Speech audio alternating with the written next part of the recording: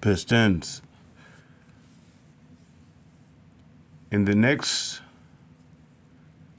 22 games, or out of the 22 games, upcoming 22 games, the Pistons will lose 10 of those games. And out of this 22, they will be, I would say, above 500, and they would get, of course, they would get their 40 something wins, but they would lose 10 of these games, and they're going to go on a losing streak in the midst of these 10 games, or 10 losing games, or excuse me, out of the 10 losing games, they're going to go on a losing streak. They may lose 2 in a row, or at the most 3 in a row, and then they get back on track, winning a couple, maybe win 3 games or so, and then they go to another 2-game losing streak or something like that. This is going to be a rough patch. However, it won't stop them from getting to the playoffs. What it will do is it will prepare them for the playoffs, as this whole season has. This whole season has prepared them to be a playoff team, yet this next 22 games will prepare them for the playoffs. In other words, they will be fine-tuned, and they would have gotten, I don't want to say the rotations to be more solidified and more sound. They will be positioned to those costly turnovers, or those I won't say mistaken, those ill-advised turnovers. Those just lackadaisical type of turnovers. They would have nipped those in the bud, and by the time the playoffs comes, let's say if they end up with the 5th seed, which I can see happening. At the very least, I see them maybe at the 6th seed, and at the highest, I give them the 4th seed, because I could see if they catch Milwaukee, they will catch the Pacers. Either which way it go, if they don't catch the Pacers at the 5th seed and they get to the 4th seed, they're going to end up playing the Pacers in the playoffs. Why? Because the NBA is going to push for that. So this is where you're going to see in the next 20-something games, you're going to see Indiana going through a little. They're on a hot streak now, and they're going to come off the rails a little bit. But it's going to be geared for them to play against the Pistons. Why? Because Vegas is going to be involved, and it's going to be a money grabber, and it's going to be a must-see TV type of atmosphere. And of course, as the Pistons is involved, the rating goes up. It's more profiting. Business, or NBA business, is more profiting. So with all that being said, they're going to face the Pacers. If not, they're going to face the Knicks in the first round. But I'm going to say they're going to face the Pacers, and I'm going to say the Pacers is going to beat the Pistons. They're going to beat the Pistons in the first round. If not, the Pistons are going to beat them. It's going to be a nail biter. The first couple games of the series is going to be like I don't want to say Pacers are going to win, go up 2. Pistons are going to come back, win 1. Pacers may win 3. I mean, may win the 4th game, and the Pistons may win another game, or maybe in the next 2 games, and they would go to a game 7, or if that's how the format still is, if it's a best of 7. If not, the Pistons are going to lose that series. If it's the best of 6 or best of 5, the Pistons will lose 4-1. If their best of 6 is going to be 4-2, and if it go to 7, then of course it'll be 4-3. It depends on how the format is for the first round. That's dealing with the Pacers. The Pacers game, the Pacers series is going to be a slugfest. Yeah, it's going to be everything what the Pistons need. Very specifically, I heard throughout the season that Cade was a all-star, or Cade needs more help. Cade need this, Cade need that. Cade. What the Pacers series is going to do for the Pistons, and ultimately for Cade, is going to put him at a place where if he decides he wants to be a champion or not. It's going to be the I don't think the Pistons are going to have to lose consecutive years in a row to figure out if they're going to do whatever it takes to get to the top. It's going to take them this first year. This is not like the Going to Work crew or the Bad Boys where they had to go through these punches of the Eastern Conference teams that was I guess you could say that was better than or superior than them or ahead of them. The Pistons are going to be a quick study, and which they have shown through the course of the season. And by the time of this offseason, Cade would make a decision to do whatever it takes to win, and that means he's going to be more serious. He's not serious yet. He's figuring it out still. By the time of the offseason, not time of the offseason, by the start of preseason on up, barring any setbacks from the team or any players or teammates of Cade's, they're going to extend. And what I mean by that, Cade is going to have enough experience within the playoff series against the Pacers. He will have enough experience to not be an all-star, because he was an all-star last year. He just didn't have the record to back him up. He's an all-star. The reason why he's an all-star this year is by default, in my opinion. It's not that he's a legitimate all-star. If Cade doesn't get his team to the playoffs like he did the previous year, he's not an all-star. The reason why he's considered an all-star this year because he's gonna get his team to the playoffs, and the reason why he will go past being an all-star to go not to being a superstar, but going into being what will be the in between all-star and superstar. He will be the next tier, I guess, up and coming tier, or knocking on the door of being an superstar, or at least an elite player. This Pacer series is going to do a lot for Cade in particular, but moving Cade aside is going to do a lot for two other players, and that's Asar Thompson and Jalen Duren. Is going to do a lot for those two players. They're right. It's like, I don't know if you can see this. This is like the Chicago Bulls days when they had their trio of Michael Jordan, Scottie Pippen, and Horace Grant.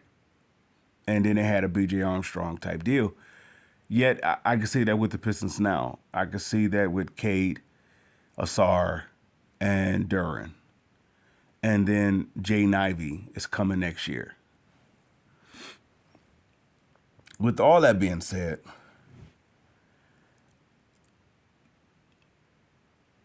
it's going to solidify what they're going to need in the offseason.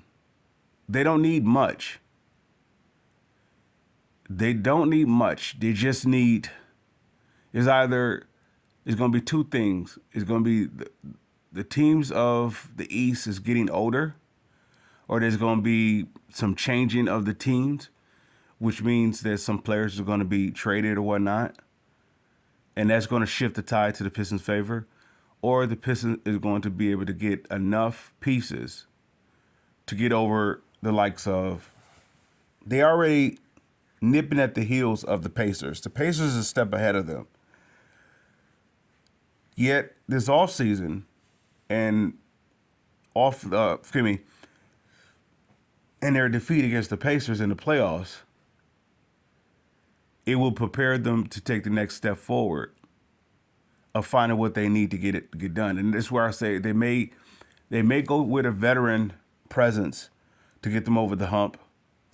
The Tobias, the Beasleys, and the THJs, and even the Fontecchios, those pieces are, and even forgive me, and even Dennis Schroeder, those pieces are good enough to nip at the Pacers' heels. They don't need an elite star to get them over the hump. They need a player that's where they are, that's on opposing team, yet it's pretty much the player ran their course. So I'm looking for the Pistons to be buyers in the offseason. And I could say they could be sellers too.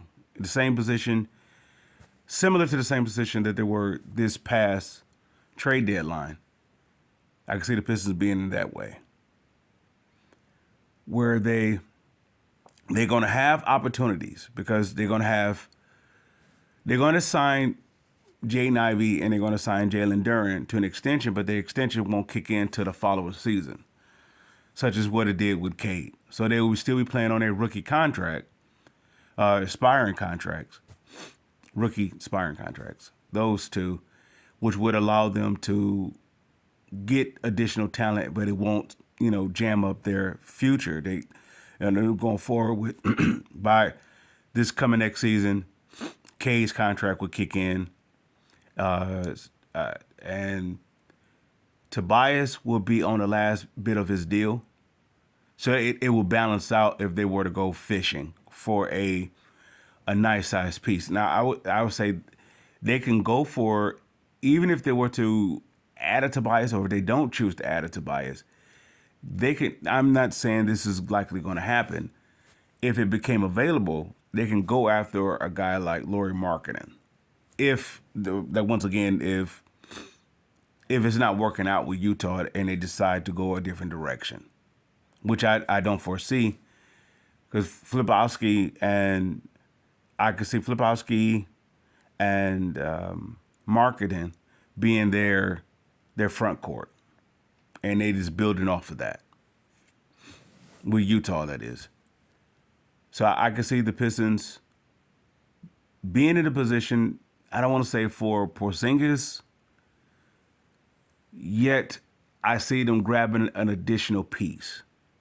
Because I don't know if they need a Porzingis per se, because Duren is going to take through this course of this Pacer series, he's going to take a next step forward. And I will say, if Ivy was here now and they was meshing well and they was developing a bond with this team, getting all the kinks out, all the inexperience out, all the jitters of, okay, we're in the playoffs. We put all the losing, of the last past 4 years or 3 years behind us, and they're ready to go ahead and start to just excel or just be able to play meaningful ball. If Ivy was through the course of all of this, which he sort of is mentally, and his injury is preparing him for this next step for the Pistons.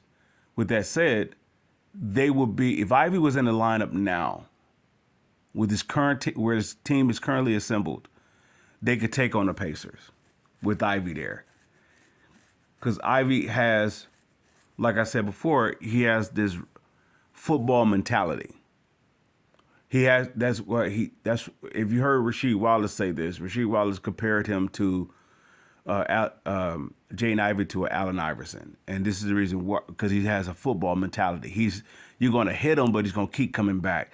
The Pistons are going to need that type of guy in amongst their camaraderie if they're going to get past the Pacers. The Pacers are going to hit the Pistons, but they're going to need somebody who can get hit and get back up. I don't see Cade as that. I see Cade is a guy that if you give it to me, I'm taking it. Duren and Ausar is like a mixture of both. You can hit me, but we'll keep coming. And if you give it to me, I'll take it. But Ausar is a little, I want to say he's He's the best fit between the best balance fit between Cade and Ivy.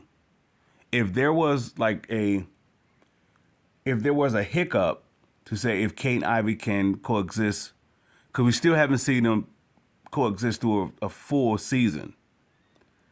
We have glimpses for the last past couple seasons.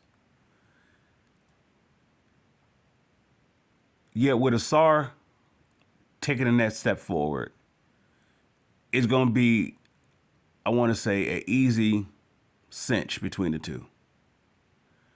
Asar being the glue guy or being the bridge between Ivy and Cade. And that's going to allow them to coexist. Those as a tandem. With that said, the Pistons still will be in this offseason in a position to be buyers. I'm gonna.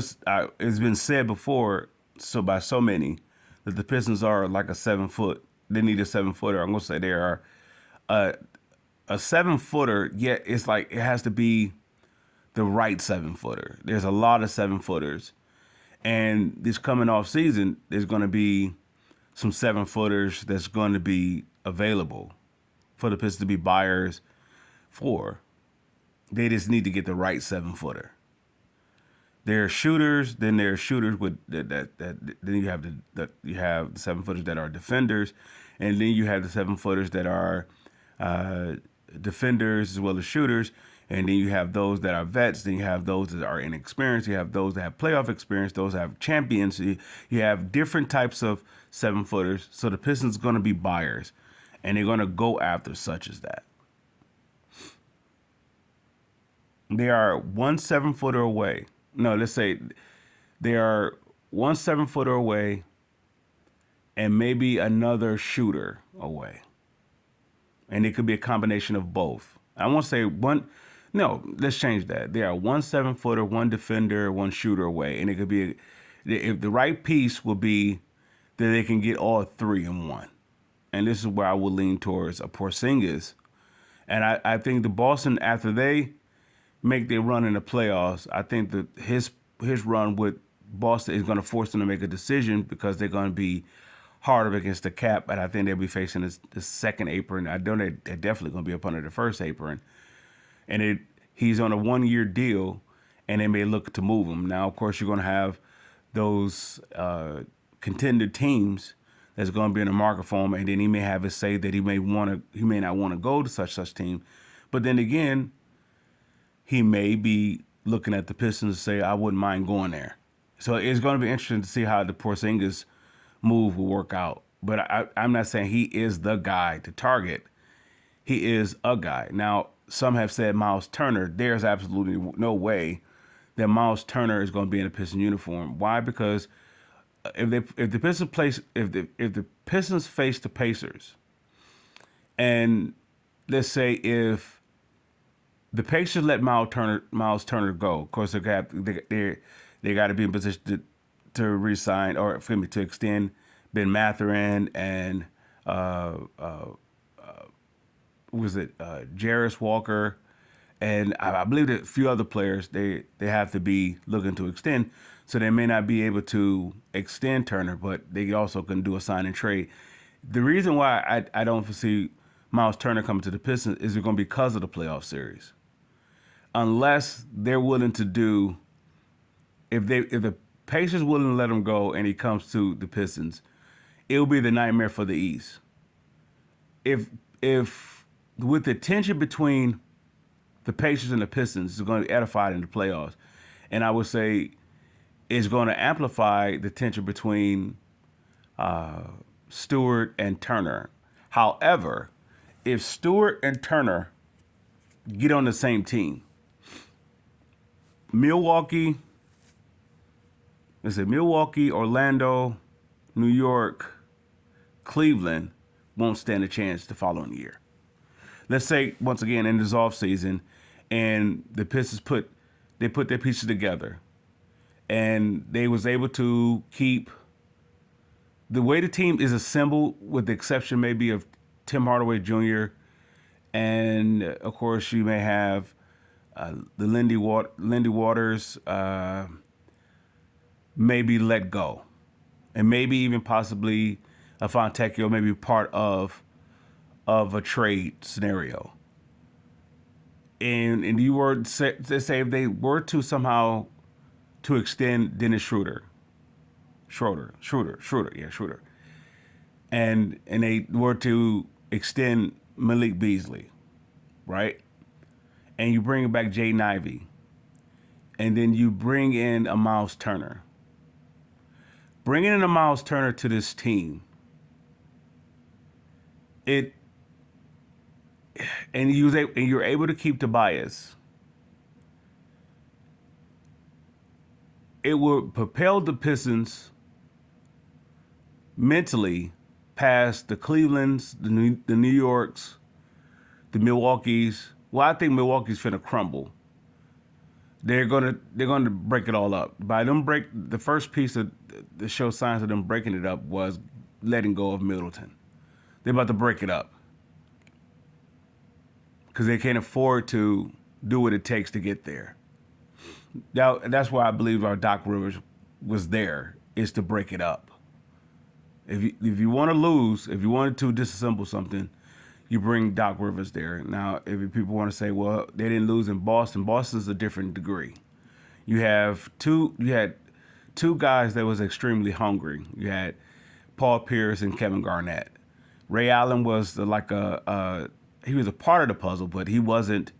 He was like the Chris Bosh of the LeBron and Dwayne Wade piece.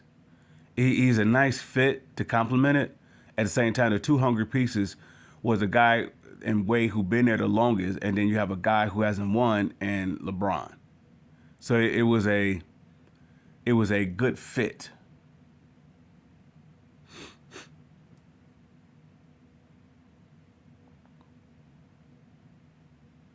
Now, with that said, going back to the Miles Turner, if Miles Turner were to come to this team, if let's say he comes, the Pistons are going to make 3 moves this offseason. They're going to get a draft pick, which is probably going to be a second rounder. And there's a couple guys I have in mind with that. They're going to get back Jaden Ivey. And also they're going to go shopping. So they're going to find 3. If the 3 pieces that they're going to lose this offseason, if, let's say, if THJ is 1, let's say if Dennis Schroeder is another, let's say if hypothetically they won't be able to re-sign him back within a number, a good, fitting number, then he may be 2. They'll be able to replace those 2.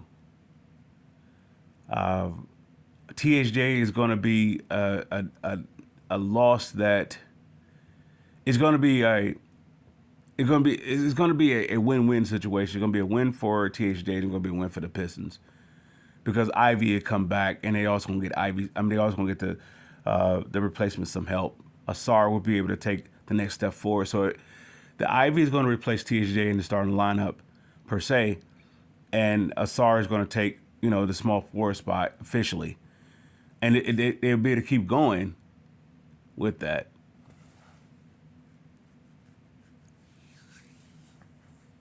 Yet the Pistons will be. I don't see them going after a guy like Cam Johnson. I don't see them going after a guy like that.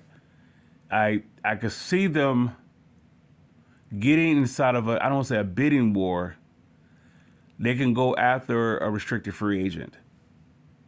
They have the pieces to do it if they so choose, if it's the right fit. Like, let's say, for example, if they were to go after Santi Aldama, if they were to go after him, once again, Memphis is going to be in a position where they're going to have to make a decision if they're going to move on and breaking it up. Why? Because 3J is going to be going up for an extension. And he'll be going to I think, the last year of his 2-year deal. And he's going to be going up for an extension. Santi Adama is going to be looking for an extension because he's expiring. I mean, he's not not expiring. He's going to free agency, but I believe he's going to be a restricted free agent. So they're going to have to make a decision with him, and then they're also going to choose if they're going to move on for Ja Morant. So Memphis is a team that I will be definitely looking to. Now, as much as I said about Porzingis, you could lean towards if the Pistons were to inquire about 3J, and if they were to get him, if they were to get Jaren Jackson Jr., that would be the perfect fit for this team. The perfect fit. And I believe there's one guy on the podcast who has been amplifying him for quite some time, and I will say I believe he goes by the name of Detroit Kool-Aid, and he talks about him a lot. If they were to get him, they would need Porzingis, of course, and 3J fits this Pistons team to absolute perfection versus a Miles Turner or and matter of fact, I would say that would actually take the Pistons out the running of a Miles Turner, along with the Pistons Pacers rivalry, and it's also this playoff situation, this impending playoff situation between the two.